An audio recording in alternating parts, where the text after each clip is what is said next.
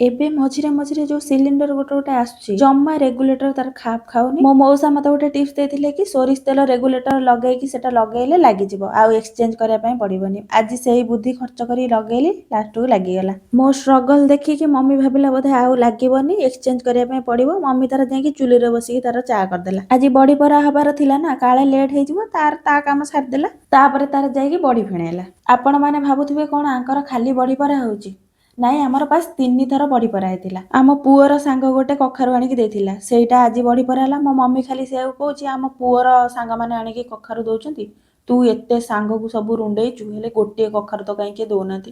Please, ଯାହାର କଖାରୁ ହେଇଛି ଦୟାକରି ଗୋଟେ କଖାରୁଟେ ଆଣିକି ଦେଇଦେବେ। ମୁଁ ଏସବୁ ତାନା ସହି ପାରୁନି।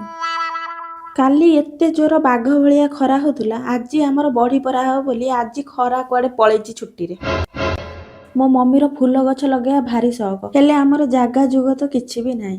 ଯୋଉ ଟିକେ ନାକୁରୁ ଅଛି ସେଇଥିରେ ମମି ଏଇ ସବୁ ଲଗେଇଛି। ମମିକୁ କାଲିଠୁ କହିଦେଇଥିନି, କାଲି ପଖାଳ କରିଦବୁ, ଭଜା ଫଜା କଣ ଟିକେ ଭାଜି ଦବୁ, ଦଳା ଦଳି କରି କଣ ଖାଇଦବା। ବଡି ଫଡି ପାରି ସାରିଲା ବେଳକୁ ସିଏ 11ଟା ବାଜି ଯାଉଛି। ଆଉ ଧୈର୍ଯ୍ୟ ନଥାଏ କିଛି ଏସବୁ ଭାତ ତରକାରୀ ଡାଲି ଏସବୁ କରିବା ପାଇଁ। ଆଜି ରାତିରେ ପୁରା କରିଦେଲି ଗ୍ରୀନେରୀ ପରଟା। ଗ୍ରୀନ ମଟର, ମେଥି ପତ୍ର, ଧଣିଆ ପତ୍ର, କଞ୍ଚା ଲଙ୍କା ସବୁ ପୁରା ଗ୍ରୀନ ଗ୍ରୀନ ଗ୍ରୀନ। ନୂଆ ନୂଆ ଏକ୍ସପେରିମେଣ୍ଟ କରିବା କଥା, କିଛି ଖରାପ ଲାଗିବନି, ଭଲ ହିଁ ଲାଗିବ। ତାକୁ ସବୁ ପକେଇ ପାକେଇ ଦଳି ଚକଟିକି ପୁରା ରେଡି କରିଦେଲି। ତାପରେ ଯାଇକି ମୁଁ ପରଟା କଲି। ଆଉ ଯୋଉ ଅଏଲି ଅଏଲି ଦେଖୁଛନ୍ତି ସେଟା ତେଲ ନୁହଁ, ସେଟା ଘିଅ। ମତେ ପରଟାରେ ଘିଅ ହିଁ ପସନ୍ଦ, ତେଲ ଟୋଟାଲି ପସନ୍ଦ ନୁହଁ। ମତେ ନଗେଇଖିଆ କିଛି ବି ଦରକାର ନାହିଁ, ମୁଁ ସେଜୱାନ ଚଟଣିରେ ଆରାମସେ ଖାଇଦେବି।